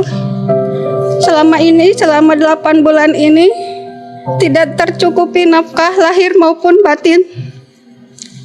Untuk mencukupi diri saya sendiri, saya cari sendiri untuk saya dan anak. Menurut dia sudah memberikan nafkah karena sudah membayar listrik, air dan sebagainya. Sementara untuk kebutuhan makan dan pribadi saya dan anak belum tercukupi. Kalau ada apa-apa dia selalu duluan bercerita tuh kepada keluarganya sebelum sama yang serumah. Jadi saya merasa tidak dihargai. Suatu hari saya menemukan obrolan dia dan keluarganya. Ada obrolan kalau saya dan anak saya sudah tidak dianggap bagian dari keluarga mereka. Apakah itu sudah jatuh talak, Pak Ustadz? Jadi selama 8 bulan ini keadaan rumah tidak baik-baik saja untuk saya, terutama mental anak saya. Tidak ada komunikasi apapun, sekalinya komunikasi kami berantem. Begitu Pak Ustadz. Jadi saya ingin solusi dari Pak Ustadz. Apa yang harus saya lakukan? Apa saya harus menggugat cerai? Dan apakah itu sudah jatuh talak? Untuk keluarga besar suami, saya memohon maaf lahir dan batin jika selama saya berumah tangga dengan suami saya banyak kesalahan, banyak kekurangan. Mohon dibukakan pintu maaf, apalagi mau menjelang Idul Fitri nanti ya Pak Ustadz, jika saya tidak bisa berkumpul bersama keluarga suami saya. Buat suami, jadilah suami yang istiqomah, yang selalu mendahulukan anak istri di samping keluarganya gitu, yang membela anak istri, tidak membuka aib anak dan istri gitu. Jadi kalau apa-apa teh pengennya ngobrol dulu sama yang serumah gitu Pak Ustadz sebelum keluar rumah, walaupun itu keluarganya. Baik, kalau suami berubah menurut Bunda dan mau memperbaiki diri, dia mau kembali bersama dengan Bunda, Bunda masih mau apa enggak? Silakan. Bun, dari hati yang paling dari hati, coba bilang. Karena dia imam saya Pak Ustadz, jika dia benar-benar berubah dan istiqomah selamanya, insya Allah saya juga mengikuti. Demi anak saya. Enggak, jangan gitu bilangnya. Demi Allah ya, Gusti Allah ya. Mau? Insya Allah. Baik. Jika itu terbaik dari Gusti Allah. Baik. Tanpa ibu ketahui, kita panggil. Oh enggak ya. jangan bikin kaget, jangan kaget. Bunda. Ya, Rumah tangga itu akan ada ujiannya masing-masing. Iya apa iya? ya. Rumah tangga itu tangga berharga untuk menuju surga. Ibadah yang paling lama, sekolah yang paling lama. Kalau sekolah yang paling lama berarti tempat belajar yang paling lama, betul? Belajar di sekolah, kalau mau naik kelas harus ikut apa dulu? Ujian. Setuju? Kenapa Allah menguji rumah tangga kita? Boleh jadi melalui ujian itu kita sedang diberikan pelajaran untuk bisa naik kelas, untuk bisa naik level dalam menjalani rumah tangga. Apa yang harus dimiliki AA? Harus saling. Rumah tangga itu saling, bukan saing. Mohon izin ya, AA sebelum ngasih nasihat buat suami Bunda, izin ya, mungkin juga dari sisi istri mungkin pernah punya salah, betul? Mungkin ada kurangnya, betul? Bunda sayang, suami itu maunya dimuliakan. Suami itu maunya diangkat derajatnya, dipuji, disenengin. Maka jangan kaget. Kata Nabi SAW, maukah aku beritahukan siapa istri yang dirindukan oleh surga? Mau atau tidak? Mau. Seorang istri yang ketika dia sedang berselisih dengan suaminya, dia sedang bertengkar dengan suaminya, kemudian di malam hari dia mendatangi suaminya, kemudian dia pegang tangan suaminya dan dia bilang kepada suaminya, sayang, semua ini salahnya aku.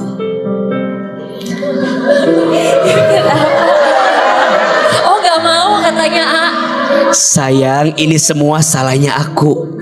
Maafin aku ya. Berat ya? Susah ya? Pahalanya dirindukan oleh surga. Masya Allah. Kalau ringan pahalanya kipas angin, kulkas satu pintu, betul? Ayo belajar. Tapi kan berat. Surga. Apa? Berat. Beliau bertanya, yang dimaksud nafkah itu apa? Nafkah itu yang suami berikan kepada istri, betul? Kepada keluarga, betul? Maka izin mohon maaf, bukan tidak boleh memberi kepada keluarga besar, tapi ingat, memberi kepada anak istri itu kewajiban, memberi kepada keluarga besar itu kebaikan. Tapi ingat, bunda juga jadi istri kadang suka merasa kurang.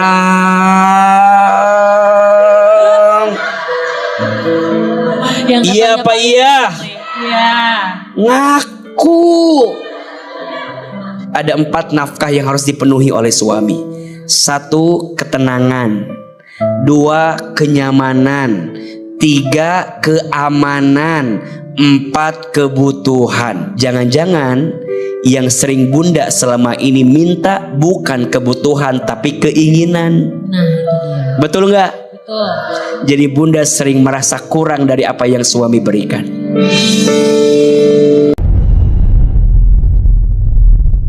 Saya ada sedikit cerita. Saya ini kan seorang ibu dari 3 orang anak. Saya juga seorang istri. Saat ini saya sedang menunggu proses perceraian. Saya menikah sudah 8 tahun ya. Saya menemani suami saya dari titik terendah sampai kita mewujudkan mimpi-mimpi kita di dalam rumah tangga bersama anak-anak saya. Anak saya yang pertama berusia 7 tahun, yang kedua 5 tahun, dan yang ketiga baru berusia 2 bulan. Selama saya menikah 8 tahun, ujian datang silih berganti. Sampai di tahun 2023 kemarin, saya mendapatkan diri saya hamil 4 bulan, dan itu saya baru tahu ya. Lalu di tahun 2024 bulan Februari, saya masuk rumah sakit karena kandungan saya lemah. Di situ saya mendapatkan suami saya berselingkuh dengan teman kantornya. Saat itu saya berusaha kuat karena saya sangat ingin mempertahankan rumah tangga saya, mempertahankan kebahagiaan anak-anak saya. Saya tidak ingin anak-anak saya menjadi anak broken home seperti beliau. Saya sempat memohon dan berkali-kali saya memohon meminta suami saya untuk tetap tinggal bersama saya dan anak-anak. Tapi kenyataannya suami saya tetap mencintai wanita itu, Pak Ustaz. Lalu di bulan Mei saya melahirkan anak ketiga saya di tanggal 8 ya Pak Ustaz. Ujian datang lagi, ekonomi kita berantakan, usaha saya tutup, dan saya jadi ibu rumah tangga seutuhnya.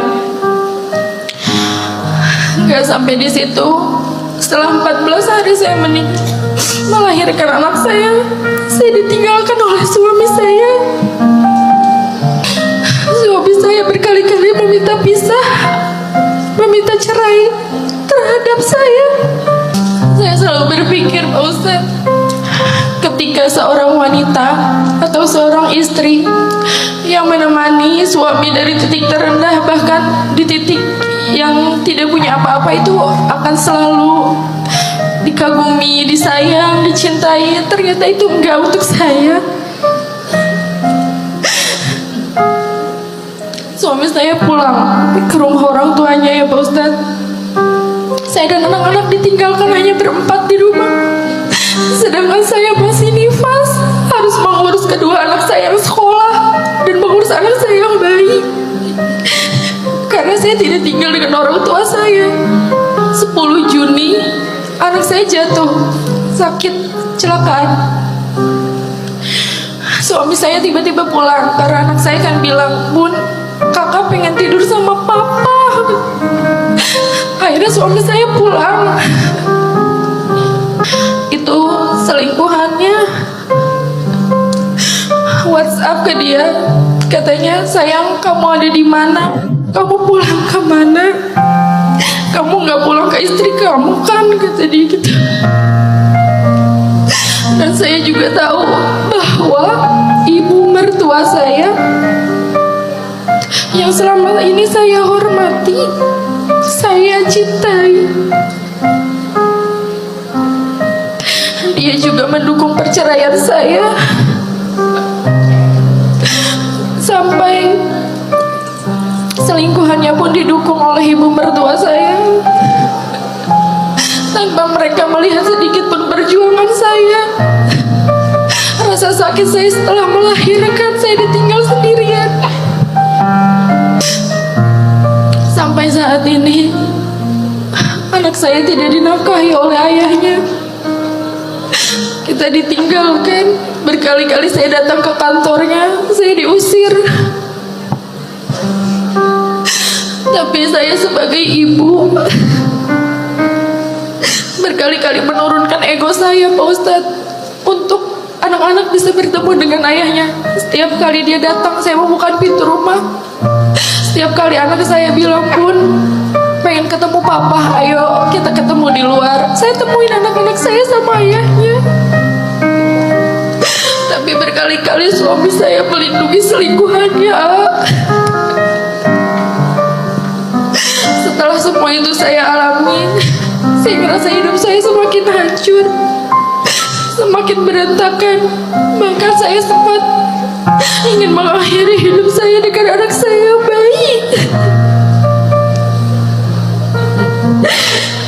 Sampai akhirnya saya ikut kajian di mana-mana, saya hijrah, saya memperbaiki diri, saya memberanikan datang ke dokter kejiwaan. Kayak selalu tiap hari gak pernah bisa tidur, merasa cemas, merasa trauma, merasa sakit setiap hari. Pertanyaannya, apakah saya sebagai istri berdosa ketika saya melawan mertua saya yang ikut campur dalam rumah tangga saya? Bahkan dia meminta anaknya untuk menceraikan istrinya. Padahal saya selalu berusaha menjadi menantu yang baik. Saya selalu berusaha menjadi ibu yang baik untuk anak-anak saya. Lalu apakah suami saya berdosa, Pak Ustadz, menceraikan istrinya demi memilih keluarga dan orang tuanya? Dan ternyata dia menceraikan saya itu sudah direncanakan dari sejak tahun lalu. Karena berhubung saya hamil, dia menunggu saya melahirkan. Baik. Dan bagaimana Pak Ustadz cara agar tetap saya berhusnuzon kepada Allah Subhanahu wa Ta'ala setelah sekian banyak ujian yang ada di dalam hidup saya ini? Saya sudah belajar ikhlas, belajar memaafkan orang-orang yang menyakiti saya, tapi saya sulit untuk melupakan. Bahkan rasa sakit setiap saya mengingat foto, video suami saya bersama selingkuhan itu, saya susah untuk melupakan, Pak Ustadz. Baik. Iya.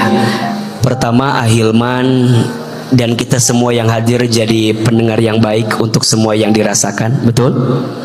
Sakit nggak jadi beliau? Teteh, balik lagi kalimat yang A sampaikan, tidak mungkin Allah meletakkan teteh pada keadaan saat ini kecuali Allah sedang menyiapkan banyak kebaikan. Yang kedua, kalau suami kelihatan masih ada itikat baik untuk memperbaiki diri, masih siap memberi nafkah kepada teteh dan anak-anak, tidak KDRT, masih sholat, tidak mabuk, tidak narkoba, masih mau mempertahankan keluarga. Kalau sudah enggak dengan semua itu, percepat perceraiannya. Tapi kalau masih bisa disembuhkan, bertahan dengan luka yang ada. Tapi kan sakit ini mah hanya untuk urusan yang siap saja. Kita bukan Asia yang bisa bertahan dengan zolimnya Fir'aun. Betul? Teteh punya kesempatan untuk memilih hidup. Bismillah, masing-masing anak ada rezekinya. Amin ya Allah. Gak usah khawatir, gak usah takut. Jangan terus tenggelam dengan sakit yang dirasakan. Tidak penting seberapa sakit hatimu karena orang yang menyakitimu, tapi yang paling penting seberapa cepat engkau sembuh dari sakit yang pernah kamu rasakan. Kata Umar bin Khattab radhiyallahu an, tinggalkan orang yang menyakitimu, fokuslah dengan orang yang mencintaimu. Percayalah, mungkin teteh diuji dengan pasangan, mungkin Allah akan bahagiakan teteh dengan anak-anak teteh yang amin ya Allah, amin amin ya Allah. Sekali lagi berikan aplaus untuk teteh yang sudah bercerita kepada kami. Semangat Teh Nur. Jadi pelajaran, insya Allah ada kebaikan dari yang dirasakan tadi. Amin amin ya rabbal alamin. Assalamualaikum, Mak. Salam. Mau curhat aja? Boleh. Ibuku cemburu sama istriku. Oh my God. Kita flashback sebelum saya menikah. Iya. Saya tuh alhamdulillah, walaupun kehidupan saya sulit waktu kecil, tapi setelah saya bekerja, alhamdulillah saya bisa mencukupi kebutuhan ibu saya. Alhamdulillah. Semua apa yang ibu saya pengen, ayo mak kita jalan. Masya Allah. Setiap ibu pengen, ayo kita jalan. Terus alhamdulillah juga sudah ngumrohin juga, alhamdulillah. Mau apa aja saya turutin lah, karena waktu itu masih bujang ya. Iya. Karena masih bujang, belum punya Istri. belum punya istri. Tiba-tiba Nah, setelah saya menikah, nah inilah kecemburuan ibu saya itu ada. Gitu, dari dia mungkin kok kamu beda sama yang dulu. Sekarang ya mungkin karena keterbatasan saya juga ya, karena saya juga nggak mau menyakitin kedua wanita hebat itu. Karena dua-duanya itu ya wanita terhebat yang ada di hidup saya gitu. Saya nggak mau menyakitinya. Kenapa? Karena dari perjalanan ini ibu saya cemburu tuh karena sekarang mau apa? Kok kamu nggak bisa gitu loh Pak? Karena keterbatasan saya lah, karena saya kok punya tanggung jawab, udah 2 gitu, karena ya keadaan saya menyikapinya seperti apa gitu. Yang kalau saya pribadi bisa menerima, kebanyakan cuman istri yang galau gitu. Istri tuh kalau ke rumah ibu tuh seolah-olah suka ditekan sama ibu. Kok sekarang setelah menikah kok si Dede kok nggak, jarang ya perhatiannya gitu, jarang suka ngajak kemana-mananya gitu loh. Karena keterbatasan saya gitu lah.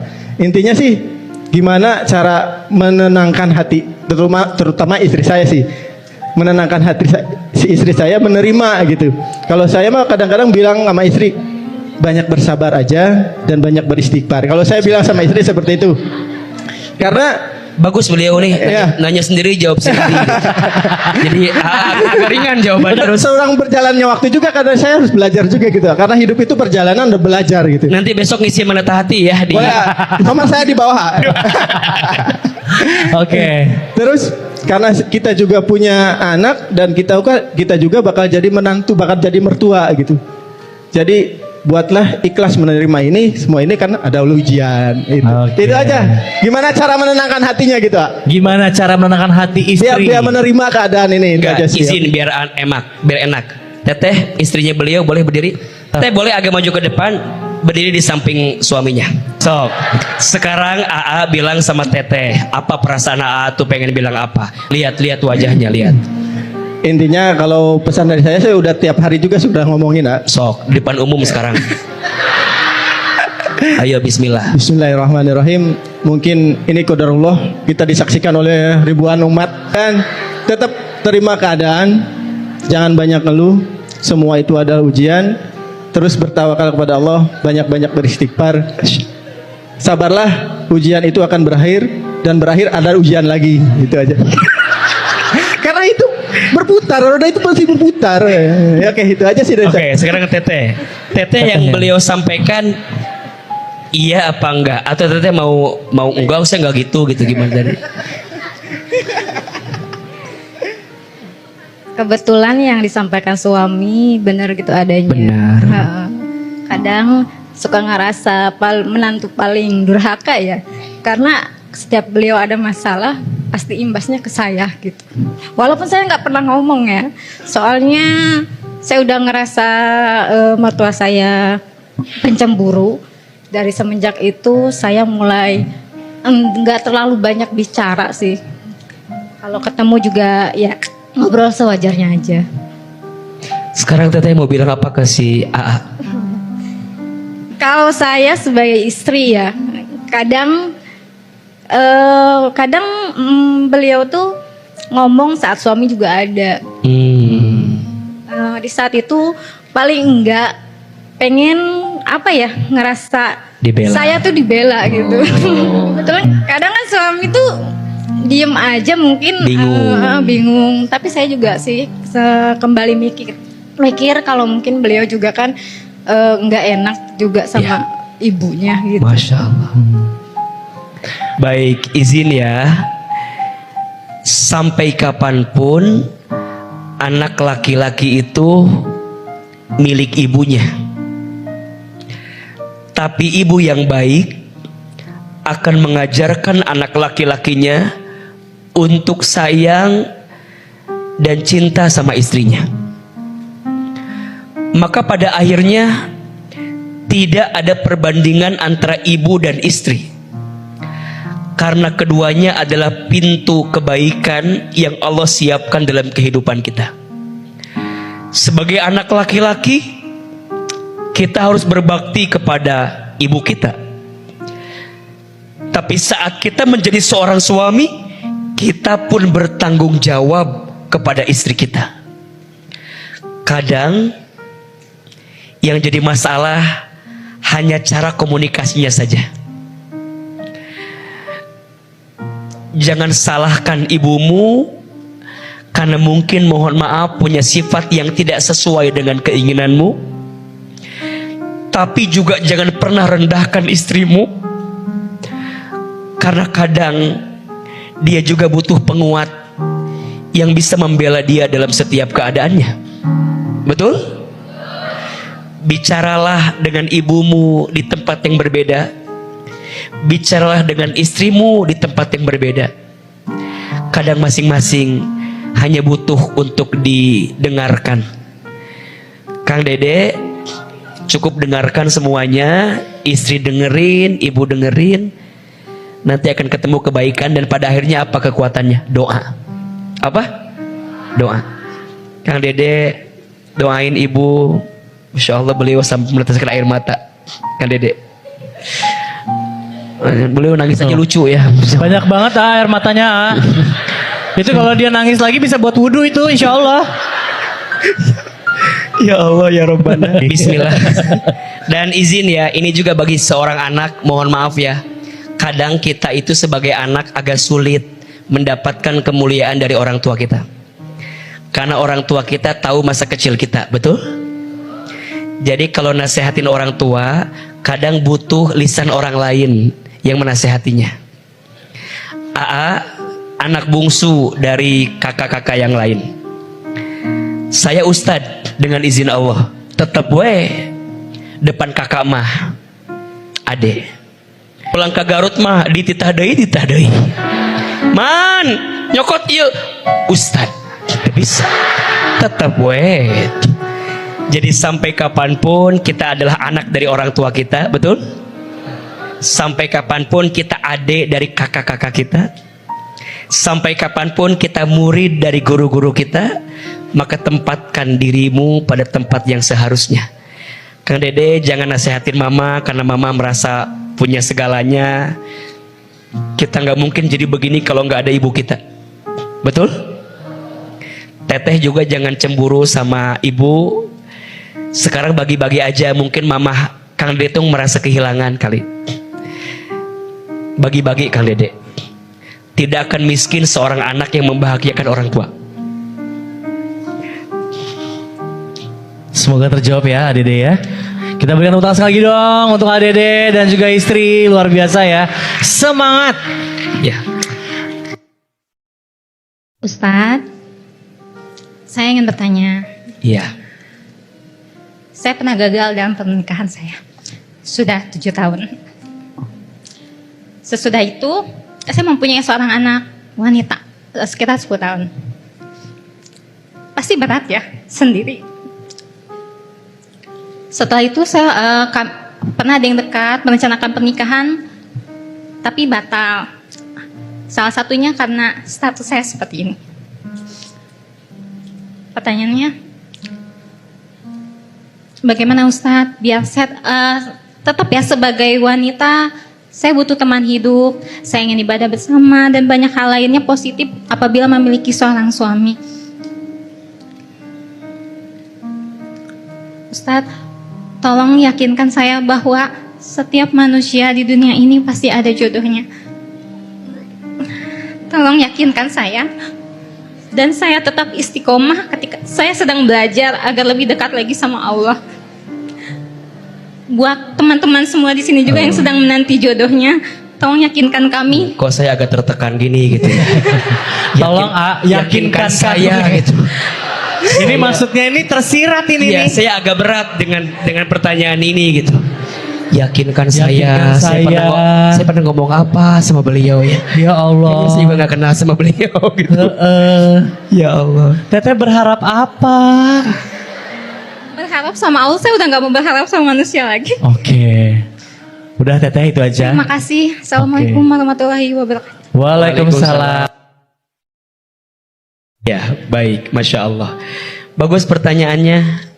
Teteh mau tanya boleh? Boleh ya. Teteh sudah merasa selesai belum dengan masa lalunya? Insya Allah sudah, karena alhamdulillah mantan suami saya juga sudah menikah. Jadi saya sudah ridho, insya Allah sudah ikhlas. Cuman sama mungkin yang setelahnya juga kan saya masih... Sama yang batal nikah? Udah selesai kisahnya? Lagi sudah sih, cuman insya Allah lagi belajar buat lebih ikhlas lagi. Oke. Catat baik-baik. Jangan pernah hadir dalam diri seseorang yang belum selesai masa lalunya. Ini quotes yang AA juga senang membaca dan memahaminya. Jangan pernah memaksa hadir dalam hidup seseorang yang belum selesai masa lalunya. Mak jelek. Karena hadirmu hanya akan menjadi luka yang membesar walaupun datangnya hanya sebentar. Belajar saja untuk menyembuhkan hati terlebih dahulu sebelum kau memaksa semuanya dipaksakan di waktu yang ada di situ. Kita yang punya masa lalu belajar berdamai. Kita yang mau hadir dengan masa lalu seseorang belajar mengalah. Percayalah, cinta selalu tahu di mana tempat berakhirnya. Oh, disitulah kita bisa mendapatkan kebahagiaan sesungguhnya. Status hari Senin besok pakai lagunya Hijrah Cinta. Enggak lah, mahal ini aja itu Mahal ini judulnya ya. ya. Teteh bab sembuh dulu. Bab sembuh dulu, bab lukanya sembuhin dulu. Jadi memang harus belajar healingnya lebih panjang. Teteh belajar sembuh dulu. Nanti pelan-pelan kalau sudah sembuh nanti ada orang baik yang datang ke Teteh. Amin insya Allah. Amin ya Allah. Dan percayalah jodoh nggak akan kemana, paling kemana-mana. Jodoh nggak akan kemana, tergantung hati Teteh mau nerima atau enggak. Jangan memaksa cinta untuk hadir dalam hati yang terluka, tapi paksakan hati untuk menerima semua yang Allah takdirkan untuk kita. Mudah-mudahan Allah berikan keridhaan yang terbaik. Amin.